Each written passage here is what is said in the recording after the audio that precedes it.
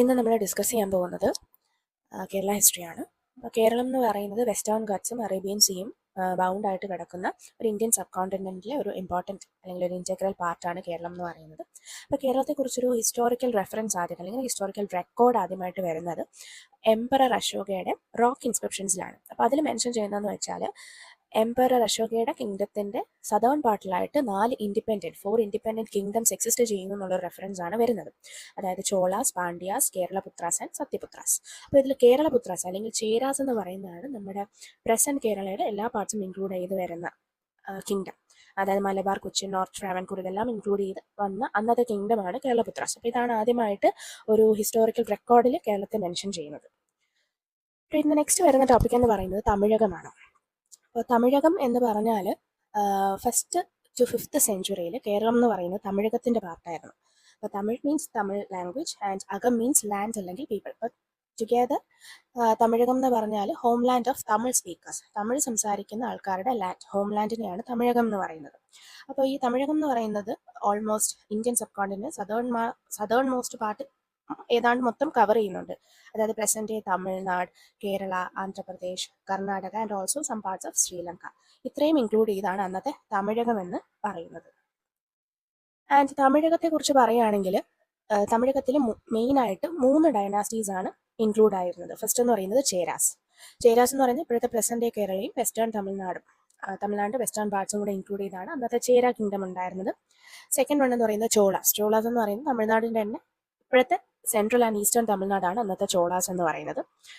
And Pandya dynasty എന്ന് പറയുന്നത് ഇപ്പോഴത്തെ തമിഴ്നാടിൻ്റെ സദേൺ പാർട്സ് ആണ് വരുന്നത്. ഇങ്ങനെ ഈ 3 ഡൈനാസ്റ്റീസ് അല്ലെങ്കിൽ കിങ്ഡംസ് ആയിരുന്നു തമിഴകത്തിൽ ഇൻക്ലൂഡ് ചെയ്തിരുന്നത്. തമിഴകത്തെക്കുറിച്ച് പറയുകയാണെങ്കിൽ it was a highly developed civilisation. ടൗൺസും ട്രേഡ്സും ആർട്സും ഒക്കെ വളരെ പോപ്പുലർ ആയിരുന്ന ഒരു പ്ലേസ് ആയിരുന്നു, ഒരു സിവിലൈസേഷൻ ആയിരുന്നു തമിഴകം. അതുപോലെ തന്നെ Tamil language, literature and Dravidian കൾച്ചറിനൊരു ഫൗണ്ടേഷൻ കൊടുത്തതും ഈ തമിഴകത്തിലാണ്. ആൻഡ് റിലീജിയൻ എടുക്കുകയാണെങ്കിൽ അവിടെ ancestor worship, nature deities and also early forms of Hinduism and Jainism ഇതൊക്കെ ആ ഒരു തമിഴകത്തിൽ ഉണ്ടായിരുന്നു. And one of the oldest continuous civilisation in South Asia ആയിട്ടാണ് അത് കാണുന്നത്. അതായത് ഏറ്റവും ഓൾഡസ്റ്റ് ആയിട്ട് എക്സിസ്റ്റ് ചെയ്യുന്ന ഒരു സിവിലൈസേഷൻ ആണ് ഈ തമിഴകം എന്ന് പറയുന്നത്. ആൻഡ് അന്നത്തെ ഏറ്റവും ഇമ്പോർട്ടൻ്റ് ആയിട്ടുള്ള ഒരു ട്രേഡ് സെൻറ്റർ മുസിരീസ് എന്ന് പറയുന്നതും ഈ തമിഴകത്തിലായിരുന്നു ഉണ്ടായിരുന്നത്. And they were the great traders. Next നമ്മുടെ മെയിൻ ടോപ്പിക് എന്ന് പറയുന്നത് മുസിരീസ് ആണ്. മുസിരീസ് അല്ലെങ്കിൽ the first emporium of India. അപ്പം മുസിരീസ് എന്ന് പറയുന്നത് മലബാർ കോസ്റ്റിൽ എക്സിസ്റ്റ് ചെയ്യുന്ന ഒരു ഏൻഷ്യൻ പോർട്ട് സിറ്റിയാണ്. Okay, and it was one of the most important trading centre in South India. South ഇന്ത്യയിലെ ഏറ്റവും ഇമ്പോർട്ടൻ്റ് ആയിട്ടുള്ള ഒരു ട്രേഡിംഗ് സെൻറ്റർ ആയിരുന്നു. Rome, Greece, Arabia, Egypt, South Asia ഇങ്ങനെയുള്ള കൺട്രീസിനെ ഇന്ത്യയുമായിട്ട് കണക്ട് ചെയ്തിരുന്ന ഒരു മെയിൻ പോയിന്റ് ആണ് ഈ മുസിരീസ് എന്ന് പറയുന്നത്. അപ്പോൾ ഇവിടെ മെയിൻലി എക്സ്പോർട്ട് ചെയ്തിരുന്നത് പെപ്പറാണ്. സ്പൈസസിൻ്റെ കൂടെ ഏറ്റവും ഇമ്പോർട്ടൻ്റ് ആയിട്ട് ഉണ്ടായിരുന്നത് പെപ്പറായിരുന്നു. അതിനെ നമ്മൾ ബ്ലാക്ക് ഗോൾഡ് എന്നാണ് അറിയുന്നത്. പിന്നെ ivory, pearls, gem, silk, fine textiles ഇതെല്ലാം എക്സ്പോർട്ട് ചെയ്തിരുന്നു. ആൻഡ് പകരം ഇമ്പോർട്ട് ചെയ്തത് gold, horses, fish sauce, wine, glass and ceramics ഇങ്ങനെയുള്ള സാധനങ്ങൾ ഇമ്പോർട്ടും ചെയ്തിരുന്നു. പിന്നെ മുസിരീസിനെ കുറിച്ച് സംഘം ലിറ്ററേച്ചറിൽ തമിഴ് പോയിറ്റ്സ് എഴുതിയിട്ടുണ്ട്. അതായത് മുസ്ലിംസിന്റെ വെൽത്തിനെ കുറിച്ചും ആ റിവർ ബാങ്കിൽ വന്ന വെൽത്ത് പുറത്തുനിന്ന് ഗോൾഡൊക്കെ കൊണ്ടുവരുന്നതായിട്ടുള്ള ഒരുപാട് മെൻഷനിങ് സംഘം ലിറ്ററേച്ചറിൽ നമുക്ക് കാണാൻ പറ്റും. മുസിരീസിന്റെ ഒരു ഡിക്ലൈൻ വരുന്നത് 14th സെഞ്ച്വറിയാണ്. ആൻഡ് പെരിയാർ റിവറിൽ ഒരു ഫ്ലഡ് ഉണ്ടാവുകയും അപ്പോൾ ആ റിവറിന്റെ കോഴ്സ് മാറുകയും ചെയ്തപ്പോഴാണ് ഈ മുസിരീസിന്റെ ഒരു ഡിക്ലൈൻ വരുന്നത്. ഈ ഒരു ടൈമിലാണ് കൊച്ചിൻ പോർട്ട് ഡെവലപ്പ് ചെയ്ത് വരുന്നത്. ആൻഡ് ഇതിന്റെ ഒരു പോസിബിൾ ലൊക്കേഷൻ 21st സെഞ്ച്വറിയിൽ പട്ടണം വില്ലേജ്, കൊടുങ്ങല്ലൂരിനടുത്തുള്ള പട്ടണം വില്ലേജിൽ ആർക്കിയോളജിക്കൽ എക്സ്കവേഷൻസ് വഴി കണ്ടുപിടിച്ചിട്ടുണ്ട്. ഒരുപാട് ആർട്ടിഫാക്ട്സ് ഒക്കെ അവിടെ നിന്ന് കണ്ടുപിടിച്ച് എടുത്തിട്ടുണ്ട്. ആൻഡ് കേരള ഗവൺമെന്റ് മുസിരീസ് ആ ഒരു ഹെറിറ്റേജ് പ്രൊട്ടക്ട് ചെയ്യാനായിട്ട്, ആ ഒരു ലെഗസി പ്രൊട്ടക്ട് ചെയ്യാനായിട്ട് the Muziris heritage project 2006 start ചെയ്യുന്നുണ്ട്. നെക്സ്റ്റ് നമ്മുടെ ഇമ്പോർട്ടൻറ്റ് ടോപ്പിക് എന്ന് പറയുന്നത് ആര്യനൈസേഷൻ ആണ്.